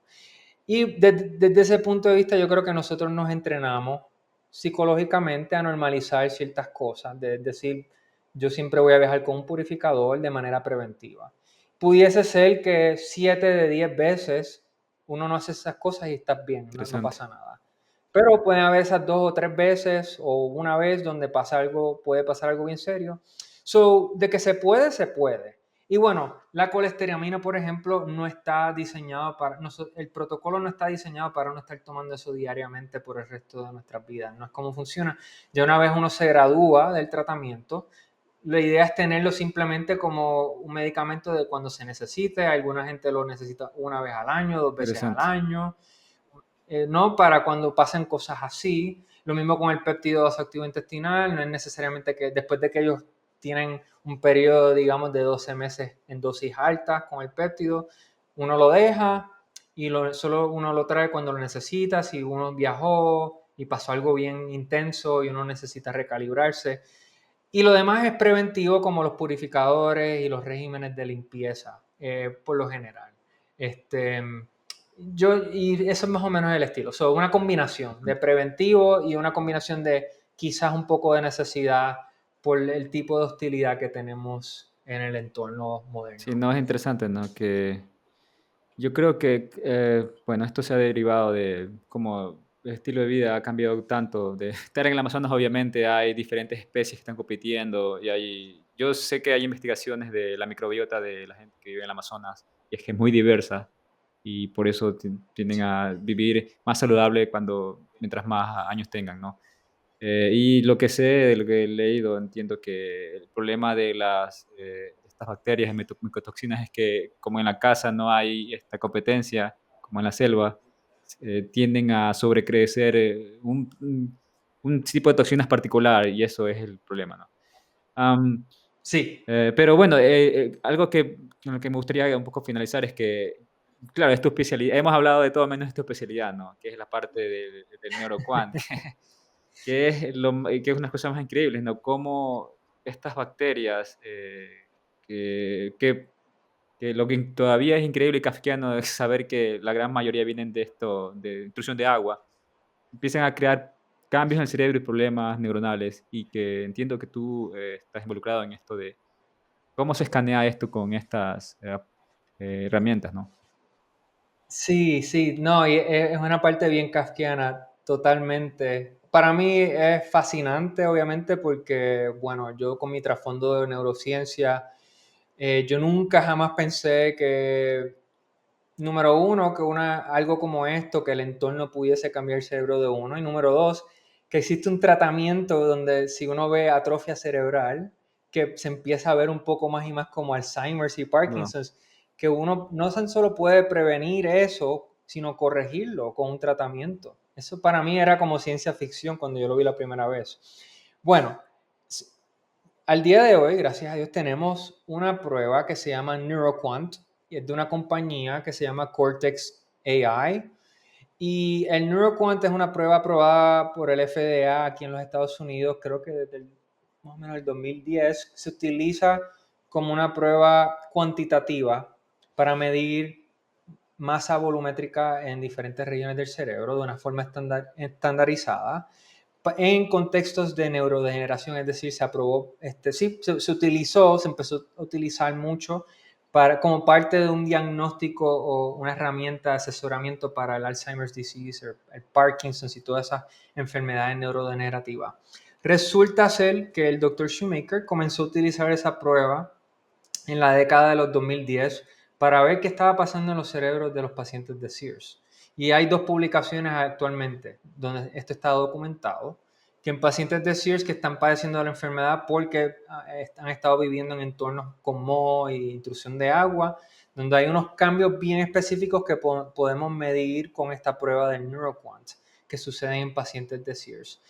Y a mí me gusta hablar de esto para tratar de simplificarlo un poquito. Hay como dos perfiles que uno ve en pacientes de Sears con esta prueba. Hay una versión que yo le llamo Sears versión, el cerebro en fuego, sería la traducción. Es una versión donde, y es lo que vemos cuando comienza, quizás esto pudiese ser tu cerebro si hicieras el NeuroQuant. Si eres una persona que está entrando al Sears, que ha sido reciente en los últimos 2, 3, 4 años, y estás en un periodo donde ha habido mucho como ansiedad, mucho hiperventilación, ataques de pánico, donde el cuerpo está como bien hiperestimulado. Lo que solemos ver en ese perfil es ensanchamiento de ciertas áreas en el Wow. cerebro. La corteza cerebral se ensancha, la materia blanca se ensancha, pero vemos una región que se llama creo que en inglés se le llama el caudado, caudate en inglés. Es una región pequeña en la parte más central adentro del cerebro que está bien involucrada con cuestiones de movimiento, coordinación, planificación de habla. Eso se achica, vemos atrofia. Vemos esa combinación de ensanchamiento en muchos tejidos del cerebro y achicamiento de esta región que creo que se llama el caudado en español. Y ese es el perfil prototípico de Sears. A veces vemos la amígdala, que es una región que está bien involucrada en regulación de emociones, Increíble. ¿no? Que también a veces se ensancha con estas otras regiones. Y ese es el perfil clásico que vemos en Sears, que está publicado en 2 estudios. Lo que puede suceder a largo plazo, si eso no se corrige, ya cuando entras a una edad más avanzada, si tienes otros problemas que se están entremezclando con Sears y el cerebro está que no aguanta, hay muchos problemas metabólicos que vemos en el Gini, eso no se trabaja, es lo que me gusta decir Sears cerebro en hielo. Es como una edad de hielo donde ahora es achicamiento, atrofia. Locura. ¿No? Como si el cerebro empieza a deshidratarse y la corteza cerebral se empieza a achicar y vemos más regiones del cerebro que empiezan a achicarse y ahí eventualmente es donde empiezan a entrar las enfermedades neurodegenerativas como el Alzheimer's y el Parkinson's disease y ahí en esa versión de los pacientes donde vemos también mucha eh, presencia de estas actinobacterias y las endotoxinas, la parte bacteriana donde pudiese estar contribuyendo más directamente a lo que está pasando en el cerebro. Inicialmente, quizás esas bacterias no son tan presentes, quizás es más el moho, quizás es el COVID, quizás es más, bueno, tuviste una picada de garrapata y te dio Lyme, y entonces eso causa esa respuesta inicial de ensanchamiento, pero más a largo plazo, las actinobacterias y las endotoxinas creemos que es lo que empiezan a tomar más y más control. Y quizás que incluso hasta estas bacterias empiezan a entrar al sistema nervioso central y hay toda una literatura con las actinobacterias y el Locura. Alzheimer's y el Parkinson's. De hecho, hay un estudio, con esto me callo, pero No, hay un estudio de 1997 donde miraron en el hipocampo, en el cerebro de pacientes de Alzheimer's que ya habían fallecido y encontraron fragmentos de una actinobacteria que se llama Propionibacterium acne, que es la bacteria que causa acné en la piel. Y es una de las bacterias que sabemos ahora que puede causar Sears. Encontraron fragmentos de esa bacteria en las partes del cerebro donde había daño. O sea que sabemos que hay unas correlaciones bien fuertes con todo esto que todavía no entendemos al 100%. Todo esto gracias al NeuroQuant. Lo que quiero decir del NeuroQuant es que es una prueba que cualquier persona puede hacer en cualquier parte del mundo. Eso es lo nítido. Y bueno, voy a ofrecer esto, pues Sears Lab, nosotros tenemos una licencia ahora del NeuroQuant. Si hay una persona, digamos, y recientemente lo hicimos con alguien en Estonia, ujú. encontraron una facilidad de MRI, nosotros le enviamos un documento con unos criterios para la máquina que tiene que tener unos settings que tiene que tener. El MRI se les envía, ellos calibran la máquina, hacen un scan de MRI común y normal sin contraste, básico, y eso se puede enviar a alguien como nosotros, por ejemplo, y nosotros podemos generar el NeuroQuant, el reporte NeuroQuant de cualquier parte del mundo, básicamente. Increíble. Es una herramienta que está disponible que se puede utilizar para no diría como diagnóstico, pero como una herramienta para asesorar en ese sentido. Muy, muy, muy valiosa. Entonces, bueno, para resumir un poco la audiencia, el MRI, que es esta herramienta para escanear el cerebro, Lo que hace el Neurocom básicamente es un software que se agrega Es un a software. este escaneo, que básicamente reinterpreta el escaneo sobre cómo el cerebro ha cambiado y el diagnóstico se crea a través de esto, ¿no? Exacto, exacto, exacto. Así, sí, y ahí es donde estamos tratando de publicar más con el cerebro en Sears este año que viene y es una de las cosas que yo estoy muy involucrado ahora porque necesitamos crear una literatura eh, eh, que abarque de lleno y estamos tratando de ver si podemos empezar a crear reportes oficiales con la compañía que ofrece el NeuroQuant basados exclusivamente para Sears. Es algo que estamos trabajando al momento, que esperamos quizás tener disponible en los próximos 2 años. Así que un momento bien Sí. interesante para vivir con esta condición, Sí. No, no es increíble. definitivamente. Algo que tú comentabas en un podcast que me parece que es válido, ¿no? Definitivamente ahorita hay escepticismo, no solo, o sea, inclusive como pacientes, ¿no? Es difícil creer esto de aquí. Yo, como tú, también empecé a hacer los pasos de manera como, así un poco con escepticismo, pero al mismo tiempo tratando de esto de ver si es realmente falso o verdadero, con un poco de tratar de entender, ok, me expongo, este es el resultado, es verdad o no. Ujú. Pero claro, ahora que cada vez que voy entrenándome más y viendo resultados, mejores resultados, que he mejorado, y veo que hay estos marcadores que mejoran con la prueba visual, etcétera, etcétera. Quería volver a lo que tú decías, ¿no? Que tú crees que este es el futuro de la medicina moderna. eh, que yo también lo creo, ¿no? Porque si realmente es 25% de la población, una de cada cuatro personas tienen estas enfermedades, y según lo que yo veo en Latinoamérica, el cambio, porque yo cada vez que voy a Latinoamérica, las cosas van cambiando un poco, ¿no? Ahí ya se ve un poco más el progreso de la industrialización. Y yo veo que hay cada vez más Sí. farmacias, pero y especialmente la isla o el espacio donde hay problemas intestinales es muy amplia. Yo me imagino que hay muchas personas que tienen problemas de salud, que no saben, que están mal diagnosticados, que están tratando los síntomas y no la causa. Y que si es que hay más información para los doctores, para investigación, puede cambiar las vidas de muchas personas, ¿no? E inclusive revertir Alzheimer, ¿no? Em, Sí. Yo sí, voy a volver un poco con lo que comenzamos el podcast, con esta idea que mencionaste de estas condiciones autoinmunes. Hay ciertas enfermedades que están en auge, ¿no? Y es verdad que en Latinoamérica hay ciertas, el lupus es una de ellas, en que en Latinoamérica está identificada como en mayor auge que en otras partes del mundo.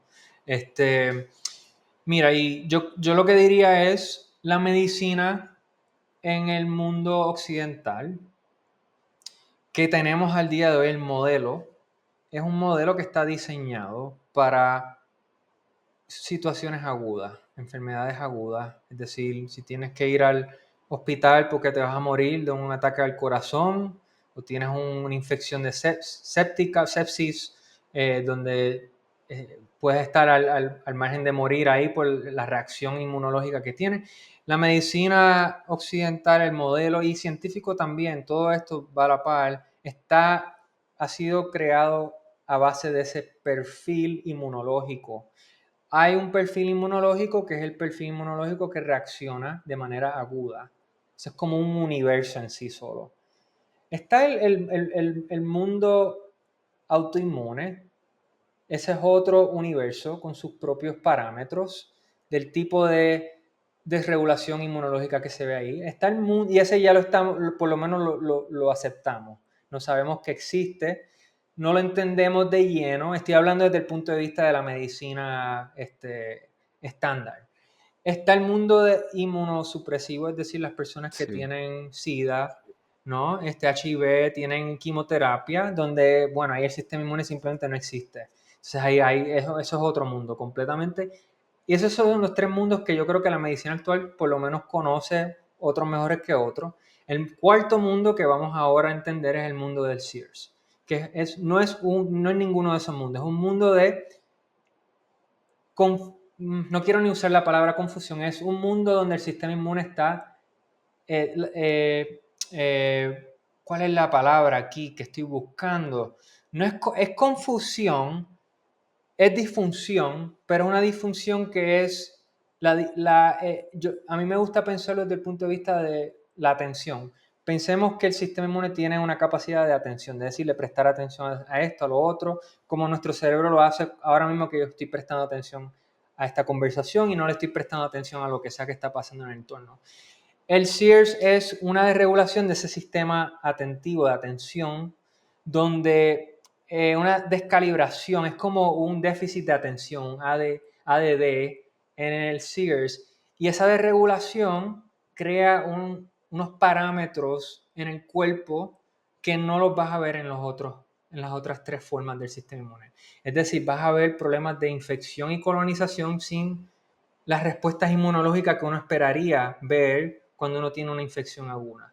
Y eso lo que crea es un mundo de enfermedad crónica donde puedes tener todas estas cosas que se supone que creen un cierto tipo de respuesta en el cuerpo, pero no las crea porque el sistema inmune está bien desregulado. Mm. Y ese yo creo que va a ser el mundo de la medicina, porque a medida que seguimos avanzando, el mundo moderno ha creado más oportunidades para condiciones neurodegenerativas, ha creado más oportunidades para condiciones autoinmunes, y ese va a ser el problema grande para la sociedad. A medida que seguimos avanzando, las enfermedades agudas van a convertirse como en otro plano secundario, no van a ser los problemas principales. Yo pienso que por ahí vamos, y en ese sentido SEARS es un modelo que nos va a ayudar a entender ese mundo de la enfermedad crónica. Interesante.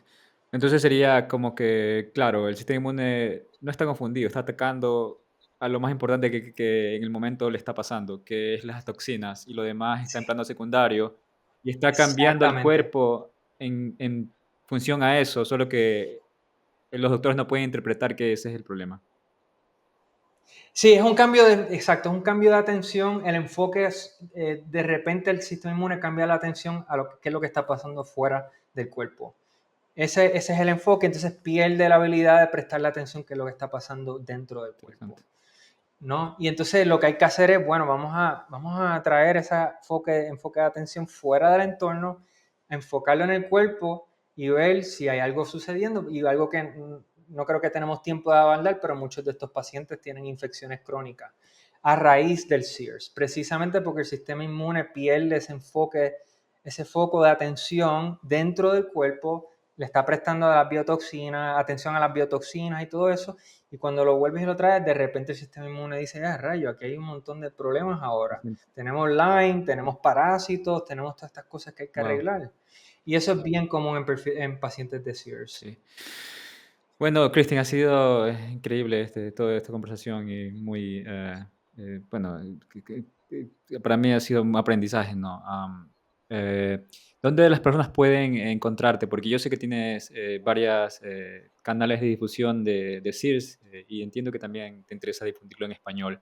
Eh, Sí, gracias. Y no, te agradezco mucho por crear un espacio para esto. Esto yo sé que para ti es algo bien personal, como lo estás viviendo, y para nosotros es como una misión hablar de esto. En términos de bueno, en términos de medios sociales, estamos en Facebook, YouTube, bueno, la plataforma principal es Instagram, ahí es donde estamos más activos con contenido. Estamos preparándonos para crear una página de Instagram Ujú, exclusivamente en español, que increíble. se va a llamar Sears Lab Español.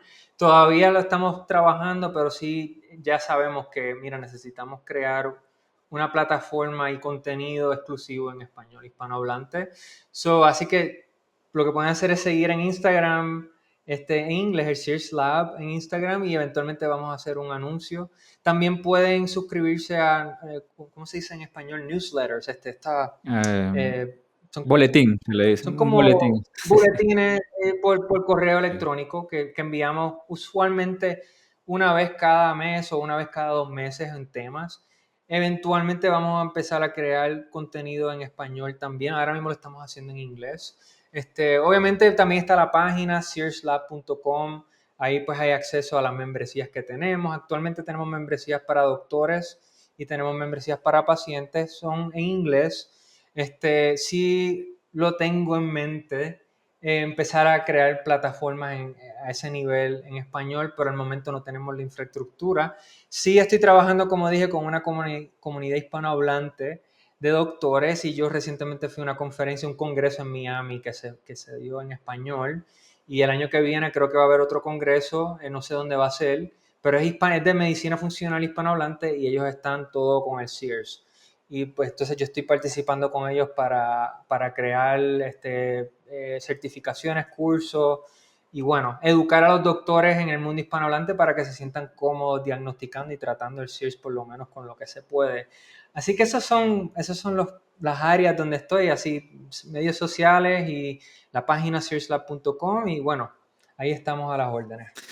Bueno, Cristian, muchas gracias bueno, por aceptar la invitación, por todo el conocimiento que has impartido y gracias a la audiencia por habernos escuchado.